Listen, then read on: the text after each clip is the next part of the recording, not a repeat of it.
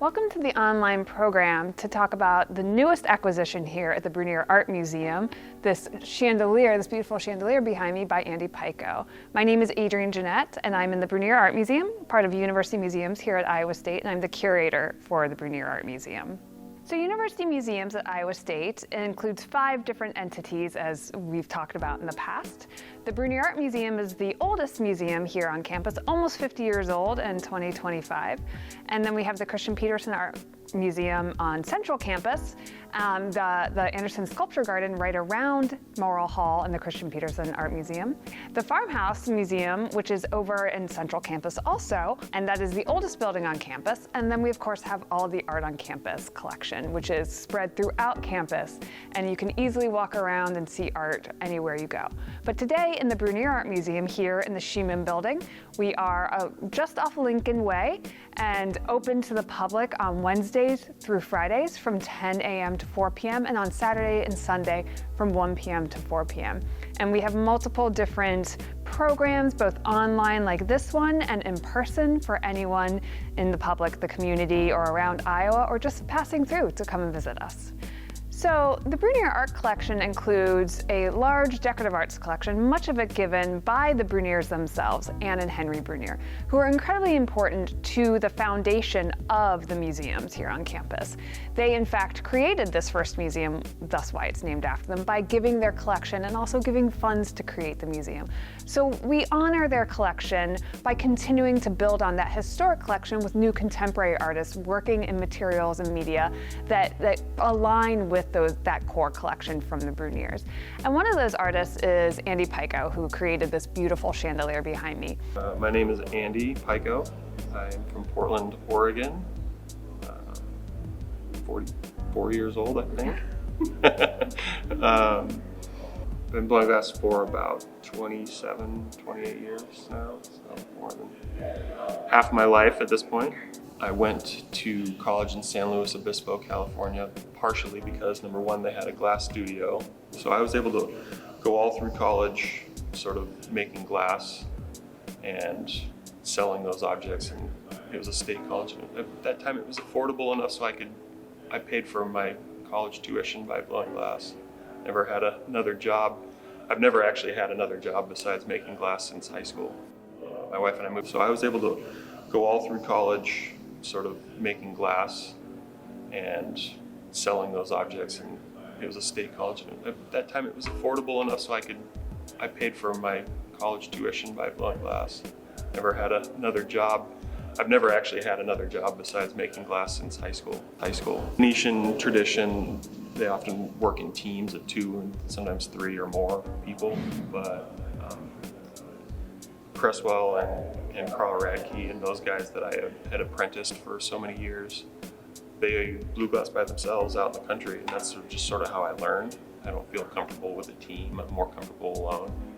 I don't like bossing people around or particularly enjoy people watching me, so I enjoy working by myself. All of my work that I do by myself, and I've invented techniques to work that way, and you know, I'm somewhat long-limbed, so that helps a little bit.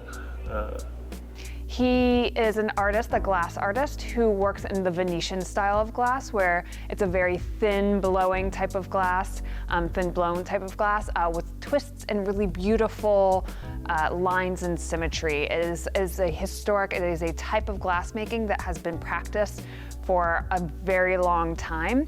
The Venetians have been making glass in Murano, on the island of Murano, probably since, I believe, the 15th century. Maybe even earlier. And so it's very incredibly detailed, high quality, high skill to be able to create glass in this style. And so Andy is one of those who in America works in that style, and in fact is now living in Venice to get even better at it. And that connects to that core collection. The type of glass he is making today, we have examples of Venetian glass from that historic period. And so you have that first connection of a glassmaker working in a contemporary way, but with a very traditional method. But also in the lighting, we have a historic and contemporary lighting collection. And so we have new chandeliers out in the atrium of the Scheman Building outside the Brunnier Art Museum, which are the Met chandeliers made by the Austrian company Lobmeyer, which now counterbalance this directly across from into the museum, this new chandelier behind me. And so they're both very different in their iterations, but both made of glass and have lighting components, but both incredibly beautiful and contemporary variations on what glass can be and chandeliers can be. And so it's a really unique way to have that conversation from the whale oil lamps that we show in our farmhouse museum at the moment to kerosene lamps to these very new contemporary types of chandeliers. So I've made lots of different stuff everywhere, all the traditional vesselware that you see, plates and bowls and cups and vases and that sort of thing. Once I sort of wanted to make other stuff, I've made more functional objects, or pseudo-functional objects like glass tools and glass machines and that sort of stuff. Like I have a working spinning wheel in the Smithsonian Museum in Washington, D.C., for example, just to name drop a little bit. But I work with designers in Portland, and interior designers, and I had a good friend, Jessica Helgerson. She was working on an office project where there were 4 people in an office with a high ceiling, and 2 people worked on one side of the room, 2 people worked on the other side of the room, and they had to work together, but they hated each other for some reason that I never knew. And she wanted to create like a permeable divider through the middle of the room that you could see and talk through, but it sort of divided the space. And she asked if I could string some of my pieces of glass on cables to divide the middle of the room. And I said I thought I could, and we did, and it turned out quite nice. It was more simple than this piece, but the same idea. And I've since sort of evolved and adapted the format to use different shapes and colors and different materials and that sort of thing. But it's basically just big glass beads on a string. There's stainless steel cables that hang from the ceiling from special Japanese cable gripping fittings, and underneath each individual piece of glass is a small collar, like it's called a shaft collar with a little Allen screw and an acrylic disc, so the glass is each piece of glass is supported, rather than one thing at the bottom of these strings, because some of them are quite tall. I mean, the tallest ones I've done are 15 to 20 feet tall. This format allows for a great deal of flexibility as far as scale goes. You can fill pretty large areas. I have pieces like this in, a dozen states, and they're like 5 or 6 countries. So it's evolved. I never anticipated doing this type of sculptural work, but people seem to like it. I often don't incorporate electricity or lighting elements. It's very difficult to run electrical cord through the center of one of these pieces of cable. So this one was a departure in that we used a lot of electrical components, and a lot of the electrical cable itself is actually I used it as part of the composition. So the cables are designed to be very visible, if not highlighted. So this was installed just in July. The title is Refraction Summary. It is something I've been working on with the artist, Andy, for probably just over a year, from initial kind of commissioning and concept working to the actual installation in early July. It was a bit of a kind of a struggle to get it here, but once it got here, it went up pretty easily. I know it looks really difficult and probably scary for many to think of how it was installed, but As Andy says, it's like beads on a string. And so he just creates all the elements and then strings them together in the way that to him looks most beautiful and aesthetic, and creates this amazing kind of necklace in its own way, right? That hangs. And we asked for lit components to make it a chandelier. And so it is also illuminated. And then he incorporated a lot of that wiring along with materials outside of glass that were in his studio. So there's some leather and some rope, copper wiring and things are also included to kind of give that element of a little bit different materiality to the installation itself. Well, it usually involves a great deal of time on a ladder, almost invariably. Crawling up into the ceiling and having a secure anchorage. The glass is relatively heavy. Depends, some of the strings can weigh up to 50, 60. I think the heaviest, tallest string I've ever had was about 70 pounds. These aren't that heavy, they're not that long. There's probably one in there that's maybe 45 or 50 pounds. Because the individual elements themselves aren't terrifically heavy. Some of the larger plates in this one are, but not many. So yeah, secure in the ceiling for sure. In this case, we had Jim Howe fabricated a marvelous steel structure that is going to be up underneath the sub-ceiling there, supporting this entire piece securely. And he made it such that it can be, adjusted back and forth and side to side, which hopefully I'll have a little bit of time to play with in order to create the best, interplay of negative space between the shapes. The negative space between the individual, beads on the string, the individual components is that negative space is really important. It's as important, I think, as the shapes themselves. Also in this case, there's lots of electrical cables that have to be wired. Most of it's all pre-wired, but we still have to do the switches. And also, composing that cable and the ropes that I've used to sort of lead the eye in certain directions laterally. I like both the cable and the rope and the twine and the leather to sort of soften up the glassiness of it, to have fiber and leather. Sort of play with the sort of the hard glassiness of the components as well. I mentioned that each piece has a shaft collar, and most of them have an acrylic disc underneath. There's the interface between the electrical components and the glass itself. I had to drill holes in a lot of parts in order, for the bulbs to, attach, make little loops. I have parts that are hanging from wire in order to, you make the piece and put a glass loop on it, and you can connect it by wire to another piece. It's sort of modular in that way. I have it set up, obviously, in a specific setup, but all the parts can be taken down and reconfigured and switched around and moved and recomposed in a bazillion different ways.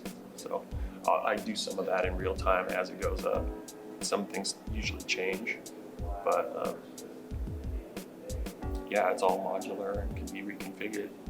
I could come in and redo it.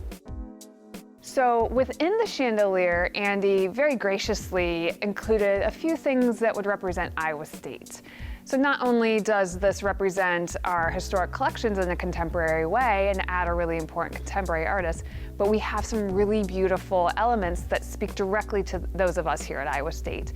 And the first and most obvious is the Marston Water Tower. Andy also creates these almost reliquary style, they're bell jars that include elements within them as a different element of his artwork and his studio practice. And so in here we've got a few of these bell jars, and one of them has the Marston Water Tower, which is iconic to this campus and to anyone who's been on this campus. So that's easily recognizable. Then he also has a DNA helix inside of another bell jar, which is really representing the work as a science and technology institute that has been focused on a lot of the genetics of both animals, humans, and agriculture for a very long time, and that important work that happens here on campus. And then he also has a bur oak leaf and acorn to represent the natural aspect of the beauty of our campus. What makes Iowa State so wonderful is the green space and the trees and the beautiful, along with the art, the beautiful landscape that is all over this campus. I'm not a fan of, making up stories about pieces ex post facto. It's, somewhat pretentious. In my opinion, since I just explained how these pieces sort of evolved out of just a necessity, like a design process. There was a problem that needed to be solved, and we solved it. A lot of my work is that way, finding solutions to problems at this point, including things like shipping.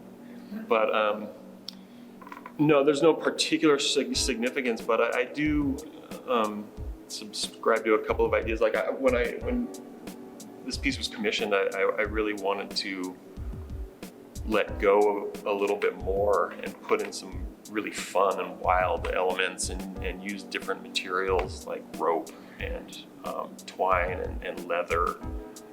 Used mirrored components that I had already in the studio that I wanted to use, and then supplement other parts that I made to create just sort of like a really more fantastical version rather than like a tight designed thing. Restaurants and office firms, they don't typically want really wild stuff, but I thought I'd let the reins out a little bit on this one. So there's sort of like this, I was just trying to take joy in the visual complexity of it. There's a lot of really complex optics that are involved with it. There's the interplay between the reflected light and the transmitted light, right? The reflected light that bounces off the glass and hits your eyes versus the transmitted light that's moving through the piece of glass. I love that interplay. It just makes for a rather dazzling optical satisfaction, I think, for me. I love that. I sort of subscribe to the idea that looking at an artist or maker's work will tell you a lot about their personality or their interior landscape. So looking at this piece, I'm not sure what conclusions you'll draw from that. Hanging extremely complex and delicate, heavy objects over people's heads is the type of position I seem to have put myself in. Risk taker. I guess. I don't know. It hasn't been good for my anxiety. I think that's also probably visible. But like I said, I used the metaphor of the reflected light versus the transmitted light as, sort of something that we do as individuals, taking sort of the sensory input that we have from our five senses and, internalizing that, reflecting on it, and then transmitting it back into the world. That process is something that we're all constantly doing, and that's how I see my role really as an artist or a maker is to take my knowledge that I gather and express it. Thank you for watching this online video. I really hope you come and see this amazing chandelier in person along with all of the art in the Brunnier Art Museum or on campus. You can also always visit us online at museums.iastate.edu or see us on social media where we have fun posts happening all the time. And we really hope you can also, again, visit us in person one day. Brunnier Art Museum is open Wednesdays through Friday, 11 to 4 p.m., and Saturdays and Sundays from 1 to 4 p.m.